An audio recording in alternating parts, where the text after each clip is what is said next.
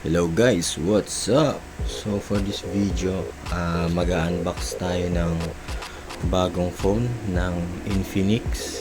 And then nakuha natin to sa may Shopee, sa mismong Infinix store, yung official nila dun. So ito yung kanilang packaging. Ayan, sealed naman with fragile para sure na may ingatan kahit papano yung package. Okay, so simulan na natin.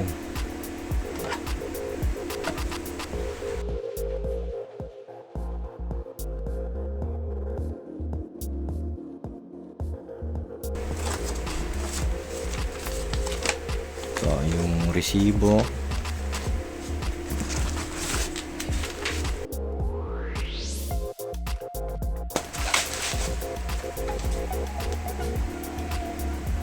so ganyan yung kanyang box sa harap. Infinix 040 5G. Then yung ating nakuha is 12 gig RAM and then 512 GB na storage.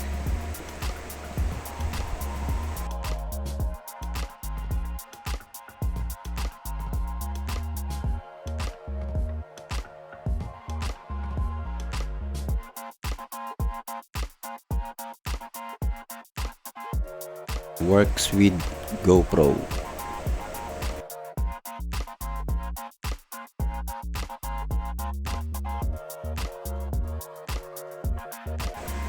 Then ano to?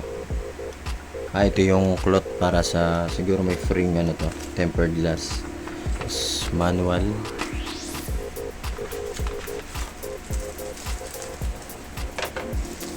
Then may libre ding case. Ganda ng case nila. Hindi siya jelly. So medyo hard case. And then yung likod, yung feel niya sa likod parang leather like. Then dito, ito yung parang hard plastic. Maangas. Then also probably kaya may ganito tong bilog, para sa wireless charging, capable pa rin. Stig. Nice.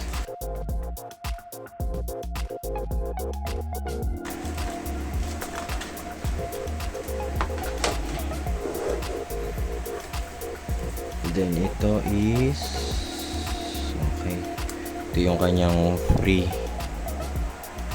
tempered glass. I think maganda to kasi since yung phone is edge yung screen, so medyo pricey yung mga tempered glass na gano'n, tsaka medyo mahirap pumanap ng kasukat. Good thing na nag-provide sila ng tempered glass agad. Ito yung phone. Balikan na natin yan. Dito muna tayo sa mga accessories. Then ito yung stock na adapter, 45 watts. Ito yung specs ng adapter. And then wala na. So meron siyang kasamang kable, which is Type-C din naman, tapos USB.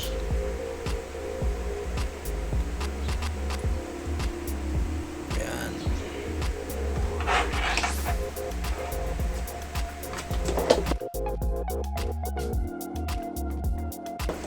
Then dito tayo sa may phone.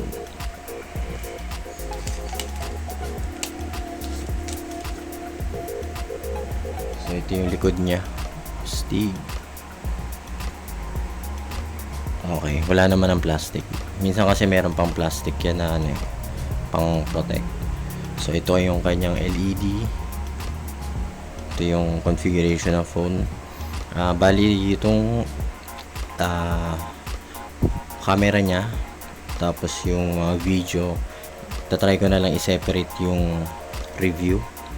unahin lang muna natin tong unboxing. May branding ng ano dito, Zero. Okay, stick.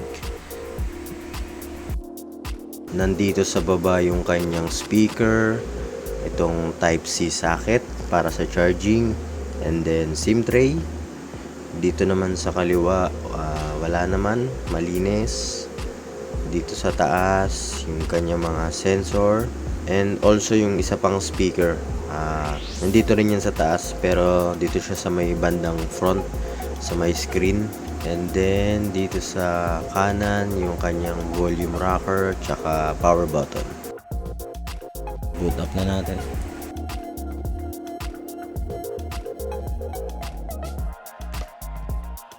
So ito na yung home screen ng Infinix Zero 40. Okay, in-skip na natin yung configuration kanina kasi medyo matagal, baka matagalan pa tayo dun. Pakita ko na sa inyo yung settings ng phone. Ito yan, Infinix Zero 40 5G. Then yung storage nya is 512GB.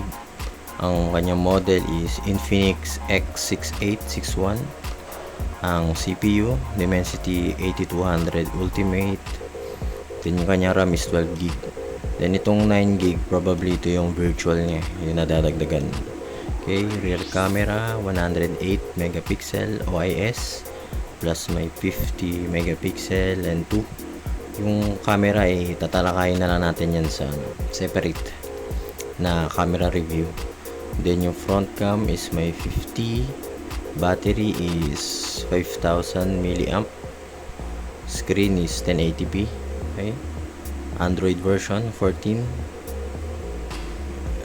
Then check naman natin yung kanyang sa display.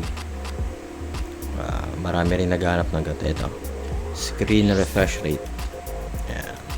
So yung screen refresh rate nya meron pwedeng mamili sa 144Hz, 120Hz, tsaka 60Hz. Okay, siyempre dito tayo sa 144Hz para kitang-kita yung smoothness nung transition ng ano screen. Pero pwede nyo naman din i-auto switch. Depende. Kayo na lang bahala kung ano yung pipiliin nyo. Abangan nyo na lang yung video ko ng gaming, camera, tsaka charging dito sa Infinix Zero 40 5G. Bali, yun lang siguro ang ating unboxing.